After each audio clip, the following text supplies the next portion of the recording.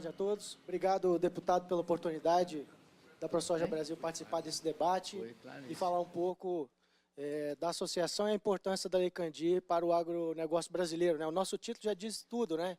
Que sem a Lei Candir não haveria um agro forte no Brasil, né? A ProSoja Brasil representa hoje 96% da área plantada de soja. Nós estamos presentes em 15 estados.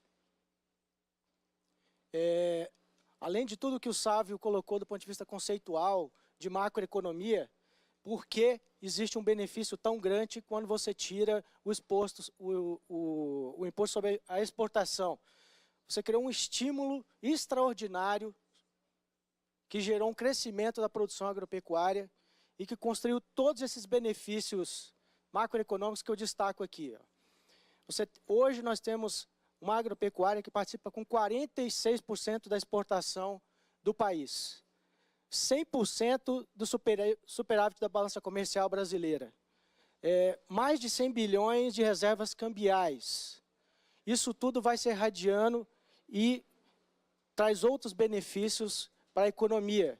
Por exemplo, o controle da inflação com os alimentos baratos, como nós vemos esse ano aí, já o governo falando do benefício. Melhoria do IDH, então se você vê o que aconteceu com o interior desse país, o que os produtores fizeram com a colonização do Centro-Oeste, com o crescimento das cidades. Só o exemplo da soja, 2.000 municípios que plantam soja. Na década de 90, o IDH era muito baixo ou baixo, hoje é médio ou alto. Significa o quê? Que o agronegócio trouxe todos esses benefícios para essas regiões. 25% dos empregos, ou seja, todo um contexto que foi gerado a partir do benefício da Lei Candir. Depois eu vou mostrar os números do que aconteceu com a produção, com a exportação, mas eu queria resumir aqui o benefício que existe hoje para o agronegócio brasileiro ser tão forte e tão importante para o país estar aqui, especialmente do ponto de vista do governo ali em cima, porque parece que a gente não arrecada imposto, né? Quando fala do agronegócio, parece que a gente não arrecada imposto, e está ali, ó. Foi calculado por consultorias conceituadas, o IMEA também faz esses levantamentos, a partir da matriz de insumo-consumo, insumo-produto. O agronegócio brasileiro, só as principais culturas, eu estou falando de soja, milho, cana, laranja, café, arrecada 40 bilhões em impostos federais, diretos e indiretos. Isso não existiria sem o agronegócio, sem essas cadeias. 35 bilhões de ICMS, né, que parece que a gente não está arrecadando em função da exportação, mas, na verdade, se não tivesse todo esse estímulo à produção, não haveria esse acúmulo de impostos. 35 bilhões de ICMS, são números calculados aí com base na importância de cada cadeia dessa que eu coloquei, e aqui eu nem estou citando a pecuária, estou falando só da agricultura.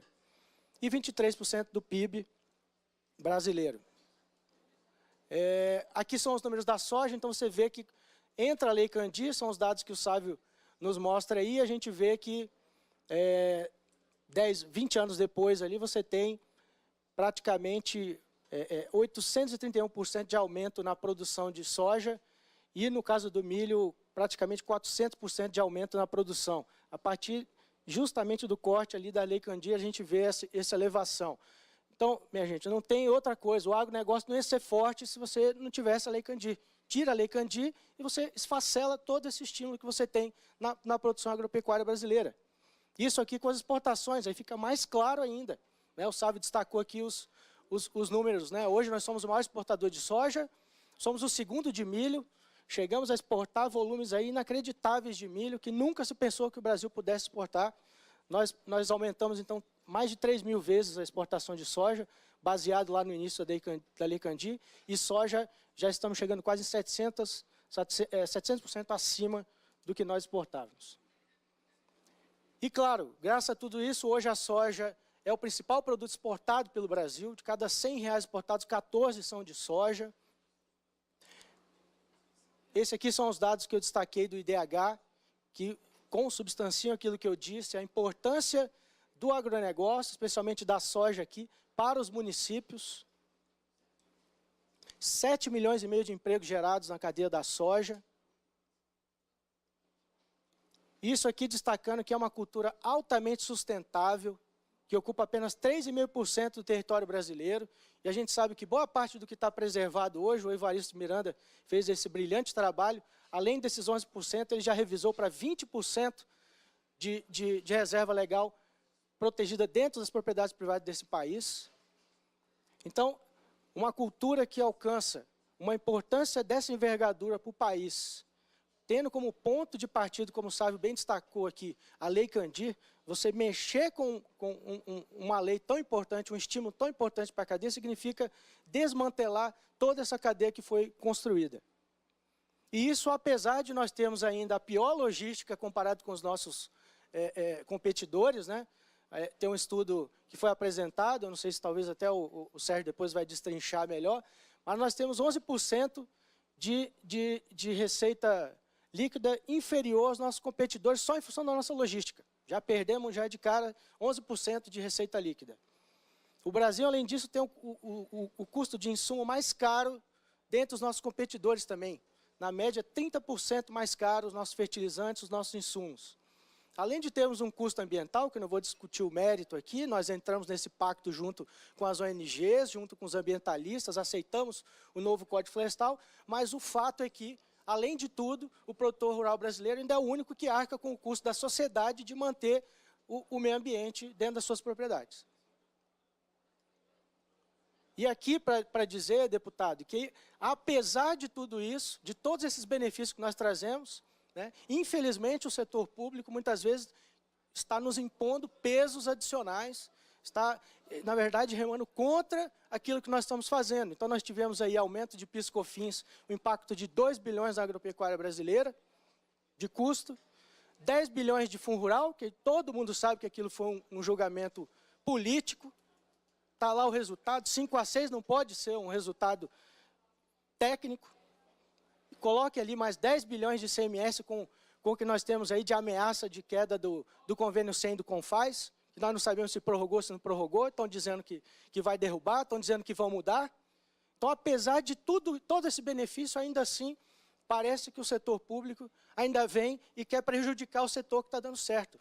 Então, nós não podemos aceitar, enquanto entidade, eu estou aqui não como diretor executivo, mas estou refletindo o sentimento dos meus presidentes, de 15 estados brasileiros que estão realmente indignados com essa situação e de que já não suportam mais que seja transferido para o setor um custo que é da sociedade e que muitas vezes nem da sociedade é, mas da má gestão que foi feita ao longo dos anos, da máquina pública inchada e de tudo aquilo que nós temos visto aí diariamente nos noticiários.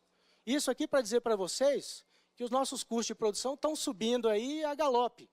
E a nossa receita não tem acompanhado. Pelo contrário, a nossa margem tem caído ao longo dos últimos anos. O último levantamento de uma consultoria muito importante do país aí colocou a rentabilidade de soja, né, ele já revisou, para R$300 por hectare. Né, isso era o momento anterior, R$300 por hectare. Se você colocar o arrendamento, fica negativo. Tem muita gente entregando arrendamento aí, porque não faz sentido mais plantar soja hoje se você colocar o custo do arrendamento. Aí você bota mais o fundo rural, lá que a gente calculou, R$733 por hectare. Né? Não vou discutir aqui o mérito do fundo rural, todo mundo quer pagar a previdência. É diferente, aqui nós estamos pagando 50%, no caso do produtor de soja, muitos produtores, comparando com a sociedade brasileira, com os demais membros da sociedade brasileira, nós pagamos 50% a mais do que eles. Esse aqui é o ponto.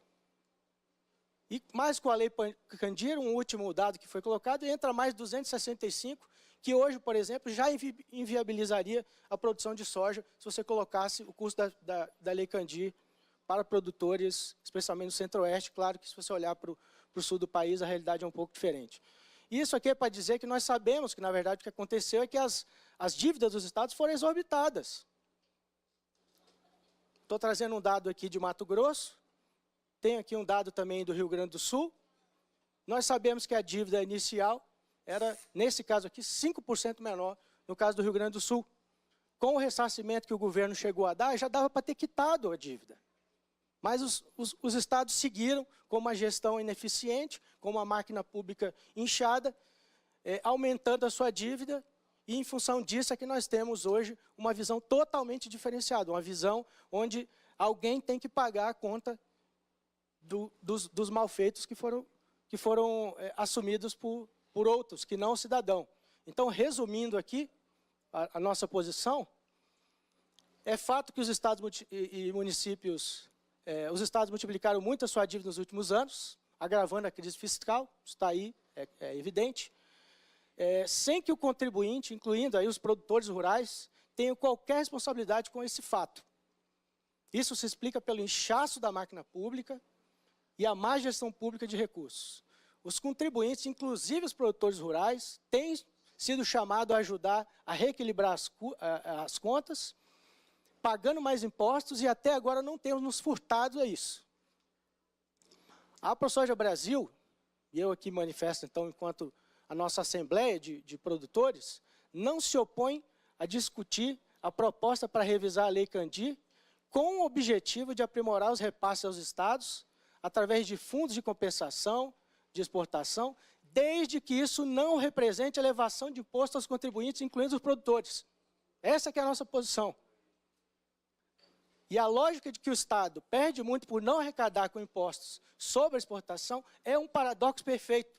Sem a Lei Candir, não teria as exportações que nós estamos colocando aqui. Não teria esse agronegócio forte que nós temos hoje. Então, essa é a nossa posição enquanto entidade.